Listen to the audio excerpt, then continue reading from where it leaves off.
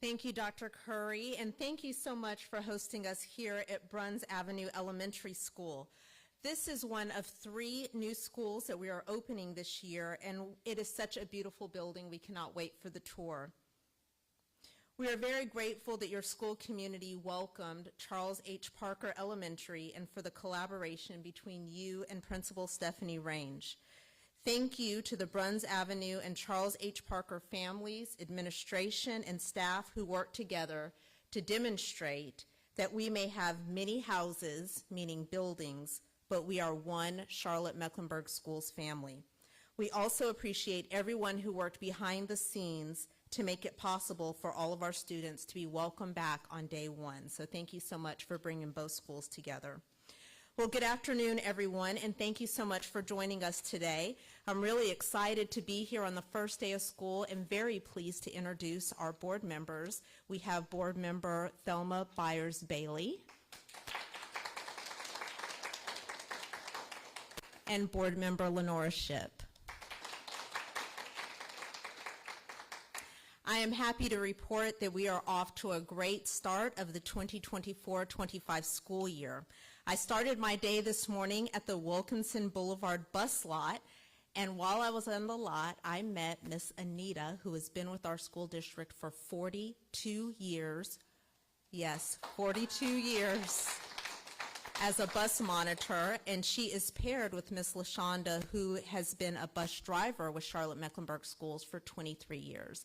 So just a testament of the wonderful people that we have the opportunity to work with. I visited several schools and got to see firsthand the excitement of our students and staff have for the new year. I'd like to highlight some of those schools. I had an opportunity to visit Rocky River High School, where I had the opportunity to visit Mrs. George's classrooms, Master Sergeant Wright's classroom. Then we headed over to Mint Hill Elementary School, had an opportunity to visit first grade with Miss Landon and fifth grade with Mr. Brown. Also ran into Mr. Pringle in the hallway, who is an amazing music teacher. So please check out Instagram and Twitter. You will see him with his students today. We went over to Mint Hill Middle School, had an opportunity to be with Ms. Smith in 8th grade English Language Arts in an extension special education classroom with Ms. McCullough, and then ended our school visits this morning at Idlewild Elementary School with Mr. Williams and Mrs. Robinson. They all were doing an absolutely amazing job. I'd like to thank all of our staff members who have worked so hard to prepare for today. Our operations staff, our buildings and ground staff, our bus drivers, transportation, school nutrition, school office professionals, and all of our support staff. Thank you also to our teachers and building level administrators who made today a welcoming and safe place for students to help bring the new year in on a firm foundation for success. At this time, I would like to welcome Dr. Melissa Balknight to give her opening day update. Thank you, Dr. Hill. I'm so proud of the over 19,000 employees of Charlotte-Mecklenburg Schools. Everyone has been all hands on deck, ensuring a successful first day for our students. District office staff members were in schools first thing this morning and all weekend, supporting with first day things like running the carpool line, helping students get their breakfast this morning, helping students get off buses and enter the building on the bus lot. Students with questions in the front office were answered and taken care of. I always know it's true, but I saw it with my own eyes today, how great we all are as Team CMS. I'm so proud of our building principals, assistant principals, and their leadership teams. They worked really hard all summer to ensure that we set a great foundation for today and the entire school year. It was clear that this first week is about getting students back in routines and setting up fun and safe learning environments for all students. Many teachers this week will be working with our families and students on social contracts with their students and making sure that it's a joint effort so that students have a voice in the classroom as well. We held several pop-up events this summer to enroll students in school to make sure they're ready today and all year. Students this year will start with a strong impact on instruction as we support the classroom. The community events allowed our children to enroll and be ready for school this morning and be able to be at our bus stops on time and be ready to start school and prepared for a successful school year. Another huge thanks goes to all the school staff that worked over the weekend to make the campus and classrooms ready to receive students. Lots of happy faces greeting students and parents from the carpool line and the lunch line today. Teachers and staff were being very intentional in making connections with students at every grade level. In elementary schools, morning meetings were occurring, which helped students and teachers build community in the classroom. We were very excited to see staff applying the framework of capturing kids' hearts to build a strong foundation that centers on the student experience, which helps the relationships throughout the school and provides a connected school community for all students. If today is any indication of what's to come this school year, it's going to be a fantastic school year because endless possibilities start with CMS. I would like to introduce Mr. Tim Ivey at this time, our Chief Operations Officer. Thank you.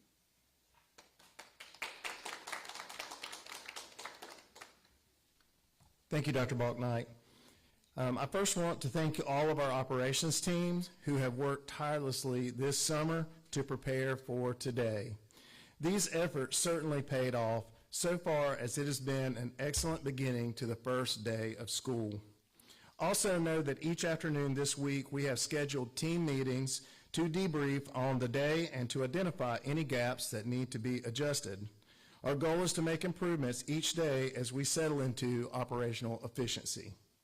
For transportation, our goal for today was to get all the students to school and to get them back home. So we're halfway there. We will not have arrival times or data on when students arrive at home until tomorrow, but are tracking this data and making adjustments each day. Parents, please be aware that with this being the first day of school, we expect that there may be 30 to 60-minute delays when students are dropped off this afternoon. Area supervisors will be reaching out to schools that are impacted and letting them know. I also want to remind parents that this year on the Here Comes the Bus app, you have the option to see when your route is delayed and changes are made. Also, please note that this is the first day that we've experienced, during the first day, we experienced normal traffic delays, but this is the first time in 3 months since hundreds of school buses, parents, and student drivers are back on the road. I want to remind everybody to please be patient with the students and the traffic, as we will experience congestion during the first week.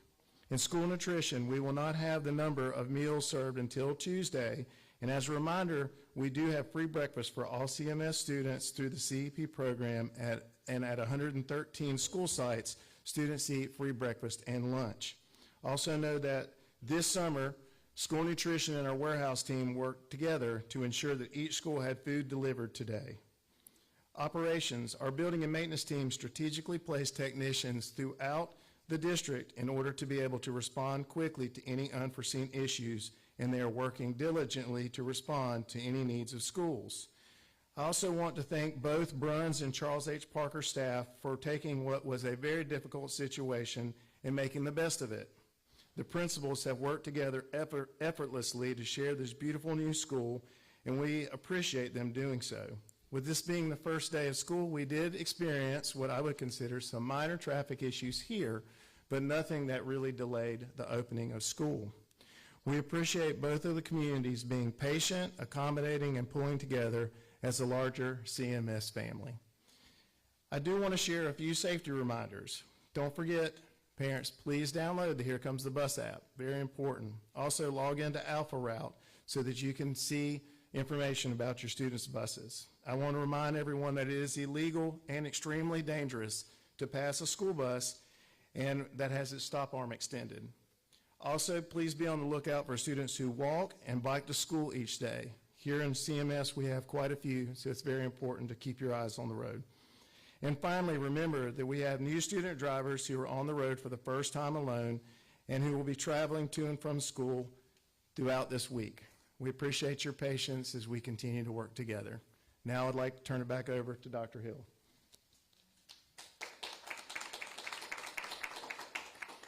Thank you, Dr. Balknight and Mr. Ivey. We appreciate your work and sharing comments this morning. Would like to recognize our board chair, Stephanie Sneed. If you all please give her a hand. And at this time, we'll open it up for any questions that you may have. Okay, Austin? Hi, obviously with the first day of school, there's a learning curve for students as well as administrators, staff. So far in the first few hours, what is maybe one thing you're having to adjust for tomorrow that you can already recognize? I'll let one of my teammates come on up and talk about that.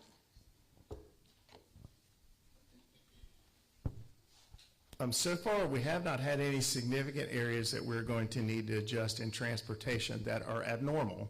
What I mean by that is every year on the first day of school, we have to get used to routes and we have to get parents used to the times when they would be available to pick up students and to have their students at the bus stops. So we encourage parents to continue to be at their, and students to be at their bus stop 10 minutes early.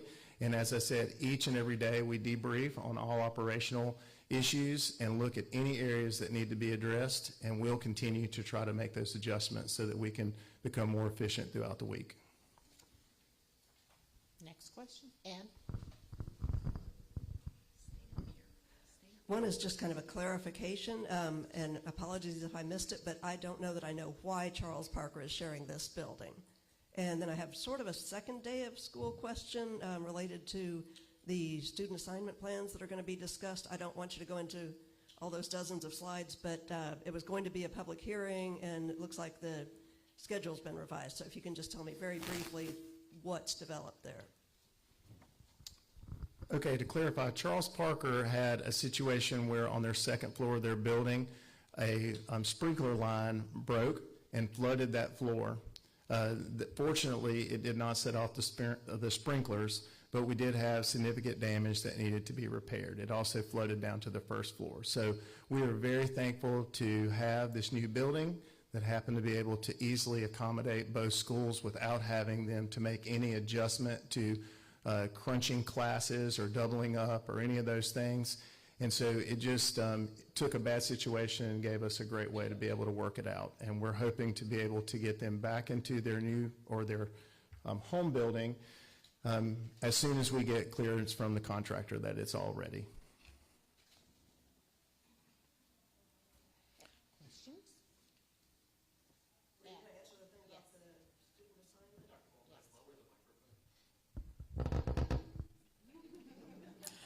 Very simply, the comprehensive review is so important to this community. We want to make sure that we have an opportunity to share with families that were newly impacted with information, time for us to visit the schools, and continue to give us feedback as we will continue throughout the process. So we've just spent more time in schools with families to gather more feedback.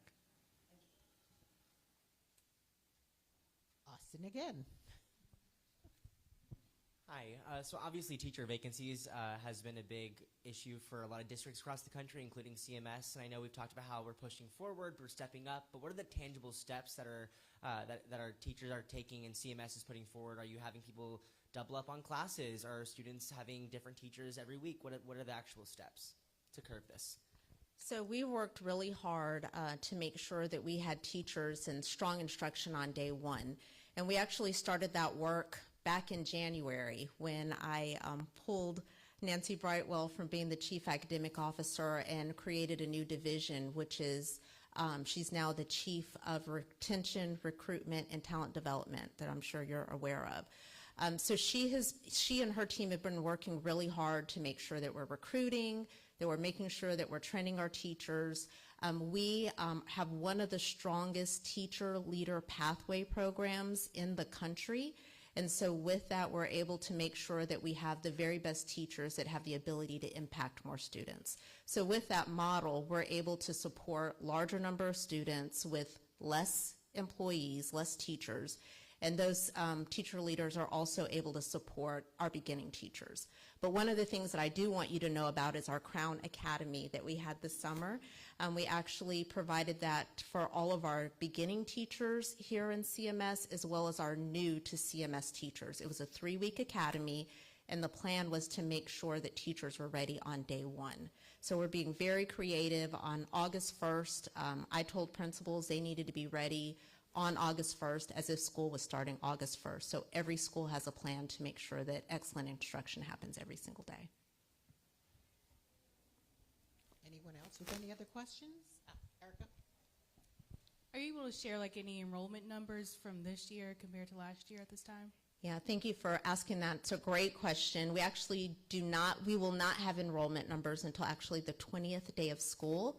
But what we are doing is, as students come today, we are making sure that students are here. Any student that does not come, our social workers for the next 2 weeks. So on tomorrow, our social workers will be out making phone calls, knocking on doors. We've also contracted with a third party to make sure that we can contact those students and make sure that they are aware that school has started and we want them here. Courtney. Just because no one else has asked it yet, any incidents with violence or weapons found since it is the first day of school?